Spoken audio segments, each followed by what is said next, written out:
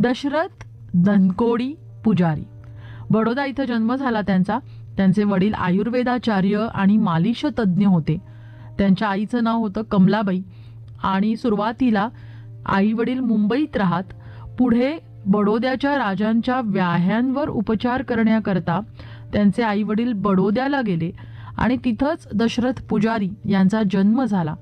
त्यांचं शालेय शिक्षण नंतर पुन्हा मुंबईत आल्यावर मुंबईतल्या युनियन हायस्कूल इथं झालं आणि तेव्हा गिरगाव भागात ते राहत असताना नंतर आईवडिलांसोबत पुन्हा मुंबई सोडून बार्शी इथं त्यांचं स्थलांतर झालं आणि योगायोगाने त्यांना शास्त्रीय गायक गोपाळ भातंबरेकर त्यांचा शेजार लाभला आणि मग तिथंच संगीताची आराधना सुरू झाली. त्यांना भातंबरेकरांना पुजारी यांनी गुरु मानून त्यांच्याकडेच संगीताची साधना त्यांची सुरू झाली आणि संपूर्ण कारकीर्द संगीताची त्यांच्या जी आहे तर ती आकाराला यायला लागली. भावसंगीताचा एक मोठा आपण म्हणूया संग्रह किंवा भावसंगीतामध्ये एक मोठं योगदान हे दशरथ पुजारी यांनी दिलं आणि त्यांच्या गीतांचं वैशिष्ट्य म्हणजे बघा, कुठेही तुम्हाला त्या गीतांमध्ये घाई गडबड दिसून येत नाही. ती गाणी आपापल्या लयीने शांतपणे पुढे सरकताना दिसतात. हे त्या गीतांचं वैशिष्ट्य आहे. खरं बघायला गेलं तर त्यांची संगीत कारकीर्द म्हणजे त्यांच्याकडे त्यांचं भातंबरेकर गुरुजींकडे शिक्षण वगैरे सुरू झालं आणि त्यानंतर वयाच्या अवघ्या 18व्या वर्षापासूनच त्यांची संगीत दिग्दर्शनातली जी कारकीर्द आहे तर तिला सुरुवात झाली होती. सुरुवातीला आपल्याला गाणं जमणार नाही ही भीती होती दशरथ पुजारी यांच्या मनात आणि त्यामुळे ज्या वेळेला एका मोठ्या म्युझिक कंपनीच्या अधिकाऱ्यांनी त्यांना भावगीतं रेकॉर्ड करण्यासाठी म्हणून आमंत्रित केलं तेव्हा चक्क सुरुवातीच्या काळामध्ये त्यांनी नकार दिला होता भावगीतं गाण्यासाठी. पण हेच दशरथ पुजारी पुढे भावगीत क्षेत्रामध्ये गायक संगीतकार म्हणून ज्येष्ठांच्या पंक्तीला जाऊन बसले. त्यांनी अनेक गीतांना ज्या चाली लावल्या तर त्यांची तुलना ही गजाननराव वाटव्यांबरोबर झाली. त्यानंतर JL रानडे, GM जोशी, ज्योत्स्ना भोळे यांची गाणी ऐकून दशरथ पुजारी यांनी भावगीतांचा अभ्यास केला. म्हणजे सुरुवातीच्या काळामध्ये मनात भीती होती की तो भाव आपल्या गाण्यातनं येऊ शकेल अथवा नाही. पण नंतर ह्या सगळ्या दिग्गजांना ऐकून गाणी अभ्यासत असताना गायक म्हणून गीतांना चाली लावण्याचा छंद त्यांना जडला. त्यांनी 2 गाणी होती, श्रीराम घनश्यामा आणि हास रे मधु हासना. ही 2 गाणी त्यांनी प्रमोदिनी देसाई यांच्या आवाजात त्यांनी सुरेल पद्धतीने त्या गायल्या आहेत आणि संगीतबद्ध केली दशरथ पुजारी यांनी. तेव्हापासून खऱ्या अर्थाने संगीत दिग्दर्शक म्हणून सुद्धा त्यांच्या कारकिर्दीला सुरुवात झाली. त्यांची ही कारकीर्द आपल्याला संतुलित दिसते. गायक म्हणून सुद्धा त्यांची गाणी आपल्याला एक असा शांत अनुभव देतात आणि संगीतकार म्हणून त्यांची कामगिरी तर अफाट आहेच.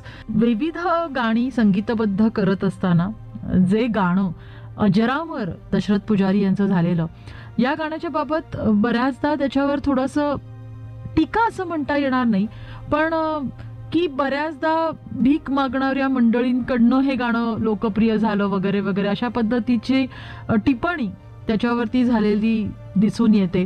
लोकल किंवा ट्रेनमधनं प्रवास करत असताना बऱ्याचदा हे गाणं आपल्याला दिसून येतं. पण गंमत म्हणजे ही जी टीका आहे ती दशरथ पुजारी यांनी सुद्धा नेहमी हसण्यावारी नेली. त्यात कधीच त्यांनी त्या गोष्टीचा वाईट वाटून घेतलं नाही. आणि का वाईट वाटून घ्यावं, हे उलट आपण असं म्हणू शकतो की एखाद्या संगीतकाराचं सर्वात मोठं यश आहे की संगीतातले दर्दी जे छान गाण्याचा कान वगैरे ज्यांना आहे त्यांच्याकडनं तर पोचपावती मिळतेच, पण सर्वसामान्य माणसाच्या मुखामध्ये जेव्हा तुमचं गाणं रुजतं त्यावेळेला संगीतकार म्हणून तुम्ही मोठी कामगिरी केलेली असते. इतकं गोड आहे हे गाणं. त्या गाण्यातला जो शब्द आहे ना, तुझ्या नामात रे गोडवा, तर तोच गोडवा ह्या गाण्यामध्ये सुद्धा आपल्या लक्षात येतो. दुर्गा सारखा अत्यंत साधा आणि ओडव जातीचा जो राग आहे, जो सुगम संगीतात फारसा वापरला जात नाही, शास्त्रीय संगीतात सुद्धा हा राग फार लोक गाताना किंवा वाजवताना दिसत नाहीत, पण तरी सुद्धा त्या रागामध्ये इतकी सुंदर आणि प्रासादिक रचना होऊ शकते हे आपल्याला दशरथ पुजारी यांनी दाखवून दिलं. प्रत्येक संगीतकाराचा आपला असा एक, ज्याला आपण कम्फर्ट झोन म्हणतो, तर तो असतो एखाद्या गायकासोबत. दशरथ पुजारी यांचं संगीत आणि सुमन कल्याणपूर यांचा स्वर हे इतकं सुंदर जमून आलेलं मिश्रण होतं. पण त्याबरोबरच इतर काही गायक आणि गायिका त्यांनी सुद्धा अप्रतिम गाणी दशरथ पुजारी यांच्याकडे त्या गायलेल्या दिसून येतात. आणि त्यातलंच एक अद्वितीय असं नाव म्हणजे माणिक वर्मा. माणिकबाईंचा सोज्वळ आणि सात्विक असा सुरेल जो गळा आहे त्याला दशरथ पुजारी यांनी एका वेगळ्या उंचीवर नेऊन ठेवलं.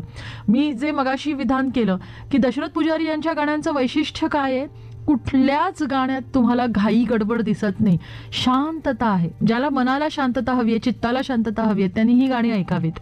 आणि माणिक वर्मा यांचा स्वर सुद्धा असाच आहे, आपल्या मनाला शांत करणारा. त्यामुळे संगीतकार दशरथ पुजारी, गायिका माणिक वर्मा, हे कॉम्बिनेशन सुद्धा अत्यंत सुंदर, आपल्याला मोहवणारं. अभंग माझा एक तारीवर किंवा जनी नामयाची किंवा नका विचारू देव कसा, ही सगळी जी गाणी आहेत त्यांची, क्षणभर उघडी नयन देवा वगैरे, तर ती कमाल झालेली आहेत गाणी, नाही का. त्यांच्या वेगवेगळ्या गीतांच्या वेगवेगळ्या पैलूंना अनुभवत असताना आपल्याला हा प्रश्न मनात येतो ना की चित्रपट संगीतामध्ये त्यांची कारकीर्द फारशी बहरली नाही. तर याचं कारण असं की ज्या काळामध्ये दशरथ पुजारी संगीत रचना करत होते तो काळ जर पाहिला तर बऱ्यापैकी मराठीमध्ये खूप सारा वाद्यमेळ घेऊन, वाद्यवृंद घेऊन गाणी करणं हा प्रकार होता. आणि दशरथ पुजारी यांची जर तुम्ही गाणी ऐकली असतील तर संपूर्ण गाण्यात तबला, बासरी, वायलिन, एखादी सतार आणि हार्मोनियम, बस एवढ्यावरच ती सगळी गाणी तयार झालेली आहेत. आणि म्हणून तो शांतभाव आपल्याला दिसतो तिकडे, कारण गाणारा गायक, त्याचा स्वर आणि शब्द आणि चाल एवढ्यावरच आपलं लक्ष जातं. बाकीच्या सगळ्या त्या वाद्यांच्या कलकलाटाकडे तेवढंसं लक्ष जाण्याचं कारणच उरत नाही, कारण त्यांचा वापरच फारसा झालेला नाहीये. कदाचित हे कारण असू शकतं की ज्यामुळे दशरथ पुजारी यांनी चित्रपटामध्ये फारसं त्यांचं झालं नाही. म्हणजे बोलकी बाहुली नावाच्या चित्रपटात आठवे अजूनी यमुना तीर हे गाणं त्यांनी केलेलं आहे, पण चित्रपट गाण्याच्या रेकॉर्डिंगचा जो थाटमाट वगैरे असतो तो काही त्यांनी तिथे फारसा वापरलेला नाहीये. तरी सुद्धा आपण असं म्हणू शकतो की कमीत कमी वाद्यवृंदामध्ये अतिशय उठून दिसणारं गाणं तयार करणं हे कसब आहे, आणि ते दशरथ पुजारी यांच्याकडे होतं. नकळत घडलं का कळत घडलं कल्पना नाही, पण जे काही घडलं दशरथ पुजारी यांच्या हातून घडलेलं संगीत हे निव्वळ अप्रतिम. सुरेख चाली त्यांनी लावलेल्या ज्या गीतांना सुरेश वाडकर, गोविंद पोवळे, रवींद्र साठे, उषा मंगेशकर, सरस्वती राणे, जयवंत कुलकर्णी, सुधा मल्होत्रा, मोहन तारा अजिंक्य, अपर्णा मयेकर, आशा भोसले, कितीतरी नामवंत गायक गायिकांचा आवाज या गीतांना लाभला. आणि अप्रतिम गाजलेली अशी ही गाणी, लोकप्रिय झालेली अशी गाणी. कवी म पा भावे त्यांनी गीत कृष्णायन हा काव्यसंग्रह जो लिहिला होता त्याला दशरथ पुजारी यांनी स्वरबद्ध केलं आणि त्याचे 500हून अधिक जाहीर कार्यक्रम झाले होते. हिंदीतले सुप्रसिद्ध पार्श्वगायक मोहम्मद रफी त्यांच्याकडनं त्यांनी फिरोज जालंदरी यांची तू है दिलबर तो मैं हूं दिवाना ही उत्कृष्ट गझलही गाऊन घेतलेली आहे. ते स्वतः एक उत्तम हार्मोनियम वादक होते, पण त्यांच्या गळ्यातनं निघालेला स्वर जो होता तो त्या हार्मोनियम वादनावर अवलंबून नव्हता. त्यामुळे भावगीत गायनातल्या अवघड जागा सुद्धा त्यांच्या सुरातनं उलगडून आपण ऐकल्या आणि इतर गायक गायिकांकडनं सुद्धा त्या अवघड ताना त्यांनी म्हणवून घेतल्या. त्यांची सगळी जी गाणी आहेत भावसंगीताला खऱ्या अर्थाने समृद्ध करणारी अशी ठरलेली दिसतात. त्यांच्या या संगीत प्रकारातल्या योगदानाबद्दल त्यांना पी सावळाराम पुरस्कार, गदिमा पुरस्कार, जीवनगौरव पुरस्कार एका खाजगी वाहिनीचा असं त्यांना लाभला. यामध्ये एक खंत थोडीशी जाणवते, खंत म्हणण्यापेक्षा सुद्धा जर हे असं घडलं असतं तर काय बहार आली असती. म्हणजे लता दीदी आणि बाबूजी या दोघांना जर दशरथ पुजारी यांच्या संगीतामध्ये गाताना ऐकायला मिळालं असतं आपल्याला तर काय मजा आली असती, नाही का.